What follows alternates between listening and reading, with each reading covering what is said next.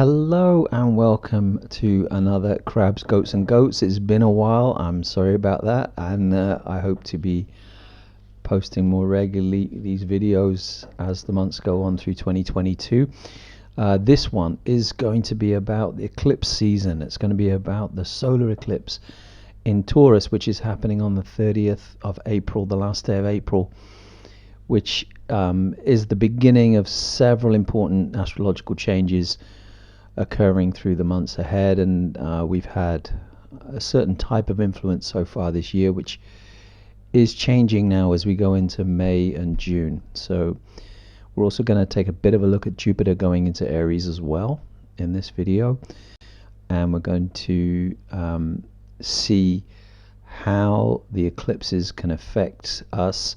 A special look at the fixed signs who will be strongly affected by these eclipses, especially the lunar eclipse in Scorpio coming up in a couple of weeks' time. But first of all, let's look at this solar eclipse in Taurus happening with a very nice Venus-Jupiter conjunction in Pisces at the same time. So here's the chart for that. Okay, we can see here the chart for the new moon, the solar eclipse in Taurus. We can see at 10 degrees the planet Uranus. I'll be talking about this influence around the solar eclipse. We can also see that Mercury is moving into Gemini, on very quickly before the eclipse.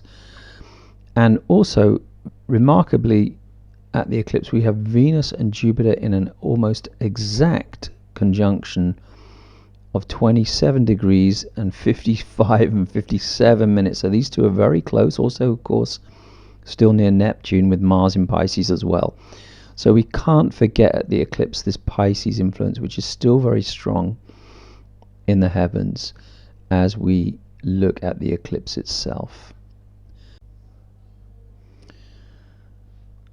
Okay, so let's talk about eclipses in general just for a moment. I've talked about these before on these videos, if you've seen videos at eclipse times before. But what I always say is that there's a kind of reckoning at the eclipse. It's a moment when change can come, or enforced change can come to you, but they mark a point where things are different from that moment. You don't see things, if you look back historically at that moment, you perceive a change at that time, how things were going. Now, of course, there's eclipses every 6 months, every year. It doesn't mean that every eclipse is going to affect you personally in that way. So what you need to do is to look at your horoscope and look at the sign of Taurus, especially, which we can talk about also soon. But if you have a fixed sign as your ascendant, and the fixed signs are Taurus, Scorpio, Leo, or Aquarius, these signs are affected strongly. A sun sign as a fixed sign also can affect, this eclipse can affect you strongly. And this, I think the way to anticipate this eclipse, or the way to understand it, is to look at it with the planet Uranus that I was talking about now. Look at the cycle of this planet. So it came into Taurus in 2019. Uranus arrived in Taurus. If there was a cycle in your life that started around the beginning of 2019, this eclipse can signal a moment when you need to react to changes or recognize new conditions that exist pertaining to that cycle of events. So Uranus represents the breakdown of established structure. It represents doing things differently. It represents a need to rebel, or a need to react to things that are stagnant. Now in Taurus, this is a bit of a paradox, because Taurus has exactly the opposite kind of inclination. Taurus is a consistent sign. It likes doing things repeatedly and well, and not to make changes if it can avoid them. So Uranus arriving in this sign since 2019 has really shaken the foundations, because Taurus is about foundations. It's also about material things. So we've seen established structures being shaken up by this transit of Uranus in Taurus. Cryptocurrency existed well before Uranus arrived in Taurus, but since it arrived, cryptocurrency has gone a bit crazy, up and down, and this is a good kind of metaphor for that transit. What this solar eclipse can offer is a way to make something out of that instability. So what you need to do is look at where Taurus lies in your horoscope. So whatever house of your, doesn't matter if you don't have planets in Taurus or you don't have a fixed sign, ascendant or sun, you still have Taurus in a house in your horoscope. And that house, you can see at this eclipse a way that things can be made more productive, more permanent, more real. Taurus is about reality. It doesn't mean that you should initiate some great plan off your own ideas at this eclipse. Eclipses generally don't do well for that. They're not times when they say, you know, we should start our company today, or it is more about recognizing and reacting, and being aware of the deeper changes that are going on, because eclipses bring things up from under the surface. This solar eclipse is one of the kindest solar eclipses you're going to see. It's Venus and Jupiter are conjunct at this eclipse, which means, I mean, Venus is to do with peace and love and enjoyment, and Jupiter is to do with abundance and growth. So there is quite a possibility, if you look at the houses where you have Pisces and Taurus, that there's a result here for you. There's something here that comes to you from the last 6 weeks of imagination and inspiration that we've had with these Pisces planets all together in Pisces. So we've been having this very light energy over the last 6-8 weeks, where we've begun to dream a bit and imagine and be creative, and it hasn't really, the astrology hasn't offered that any concrete results potential. It's more been just like bringing things up. Well, this eclipse can actually bring a result. So if there's something that you've been thinking about, a creative idea, artistic or practical business idea, this eclipse can make a lasting impact on your world as a result of that. And the other thing is, it's a very nice lunation for romance, because Venus and Jupiter are together, and Taurus is about making something more solid. So I wouldn't normally recommend someone proposing on an eclipse, but if you have that strange idea of proposing to someone, which I can't relate to these days, but if you have that, then this is a great time. Well, it's a better time than any other eclipse, let's put it that way. I'm not sure if an eclipse is ever a great time to initiate anything, but there is a kind of real result to the romance going on with this eclipse, which can bring something to be a bit more solid. So the key to this eclipse is to look outwardly and find things that are happening, that can be there for you, because it really is a matter of just accepting and reaching out, because the energy is much better than many times during this year. So if the eclipse, for example, falls in your 6th house, it could be to do with health or your routine, some changes you need to make there, or some way of understanding a problem in a better way.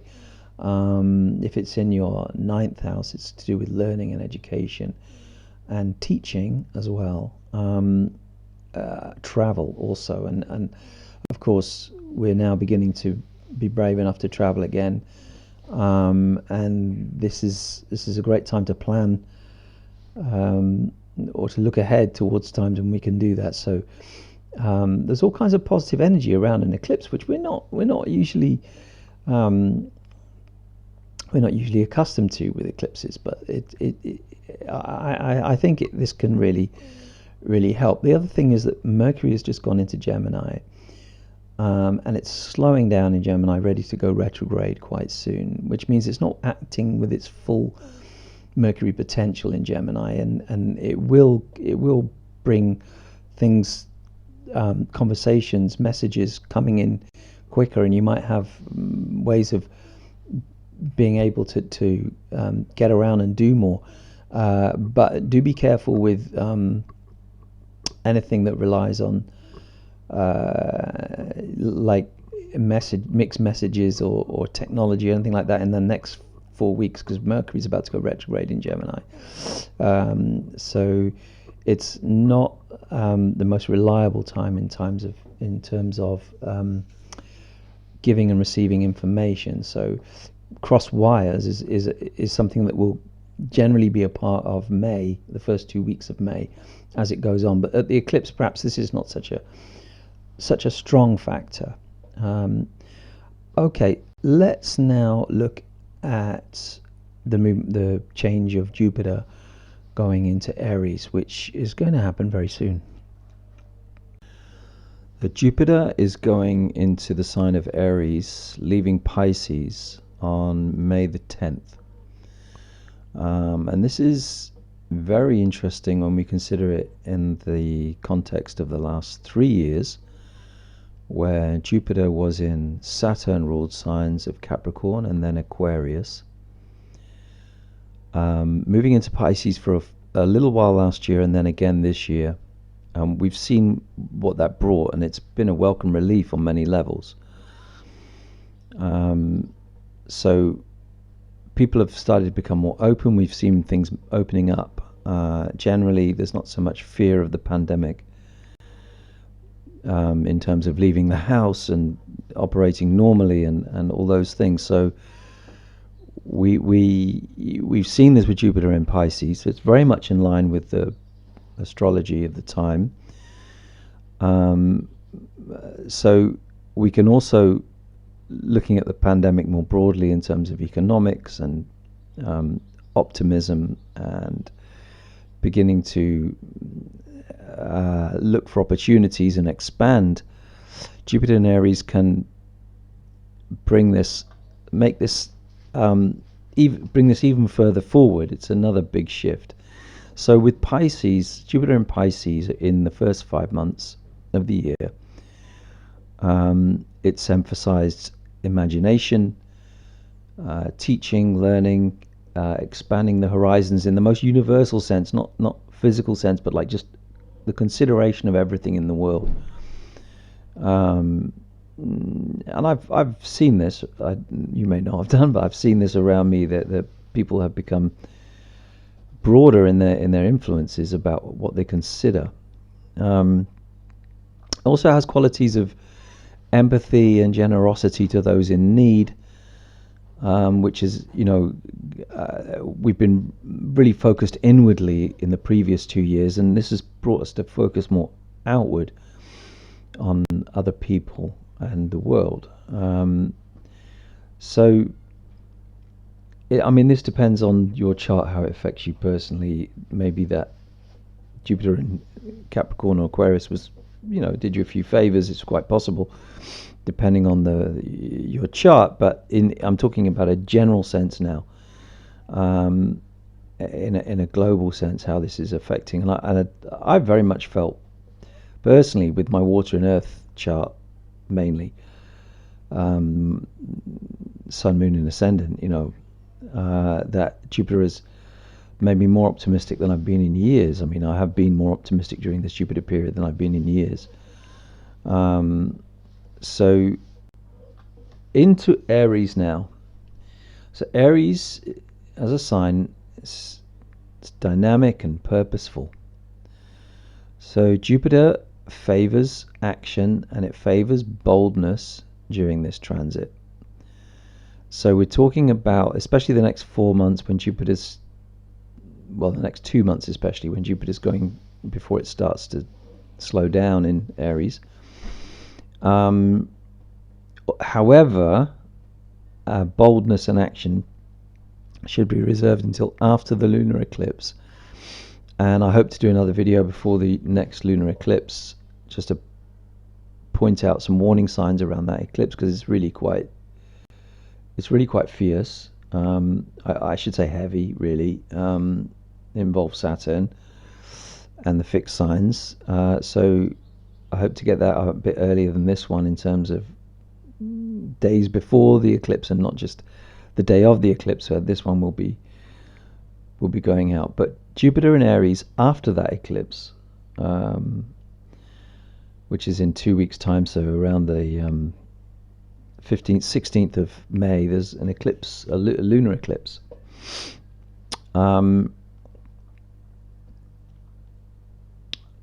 After that, Jupiter, well, once the Sun goes into Gemini, specifically, luck favors the brave. It favors the people who are willing to take a risk on something that they're putting their heart into. And Aries is about putting your heart into something. And Jupiter for the next 3 months is going to be favoring those people who've really got a strong purpose about what they want. And it may even bring something up that you really want. It may be that it will awaken that in you, especially if you have fire signs strong in your chart. It can bring you forward to something that ride a wave, in a sense. I mean, Jupiter is always about going with the sort of what's fashionable or growing at that time, and it brings into fashion Aries things, which are very much sort of not thinking about something and just doing it, which is Aries. So it can be very positive, this transit. It can be something that we can take advantage of, and like I say, if you have fire signs strong, can really bring back your joie de vivre, which may have been lacking in the last couple of years. Now, there is a caveat here with this that I'm just thinking about in a global sense, because I've noticed with Jupiter in Pisces, I'm specifically thinking about the war in Ukraine now, that there has been this universal response to the war in Ukraine, very very Jupiter in Pisces response, where people getting behind, showing support for Ukrainians at this time. And also there's this kind of hidden thing, which is a bit Pisces as well. We don't really know how much support they're getting on the ground, and we don't really know in eastern Ukraine exactly how many. The casualty numbers on both sides are a little bit confused. So I'm a bit worried about the war in Ukraine leading up to the lunar eclipse on the 15th, 16th of May. Because Jupiter in Aries then also brings a more urgent atmosphere, and it takes away this kind of empathetic response to a positive response, an active response to what's going on. So I'm not sure that on both sides the stakes could be ramped up a bit after the 10th of May. And I hope that doesn't result in an escalation that we don't really want to see. However, we also want to see, or I want to see, as well as many other people, I shouldn't say we, because not everybody has the same political opinions, obviously, but it would be good to see, from my point of view, actions that could somehow allow Ukraine to resist this invasion. I'm not very hopeful. Politically, astrologically, there is a real crunch time around the lunar eclipse. and let's see how that goes. However, Jupiter in Aries, generally, I'm looking forward to it, because it's going to, once we've had, astrological transits react to what's gone before. As much as they have their own intrinsic quality, they also have a cyclical quality, so they react to what's happened before. And the previous 3 years have seen this closing in and pressure and this internalized tension. What we're going to see with Jupiter in Aries is not so much looking back and fear, as looking forward and releasing ourselves from fear. Obviously, we still have a Saturn Uranus sign square from Taurus to Aquarius. So, Aquarius to Taurus in the order of the planets that I said them, Saturn to Uranus, but it's not like we're free from this tension, because it's very much around us, and the lunar eclipse will highlight this on the 15th. So that, and in November as well. However, Jupiter in Aries in between those months can very much bring us more positivity and more dynamism going forward. So that's it from me for today. I hope the eclipses treat you well. I hope this solar eclipse brings you some of the positive promise that it definitely has. And I will see you again next time, and I hope it will be within about 10 days, in fact. So I'm trying to make these more regular. I would say due to popular demand, but I think at least 4 people said to me, I want to see another one. So that's nice. All right, take care of yourselves and see you soon. Bye bye.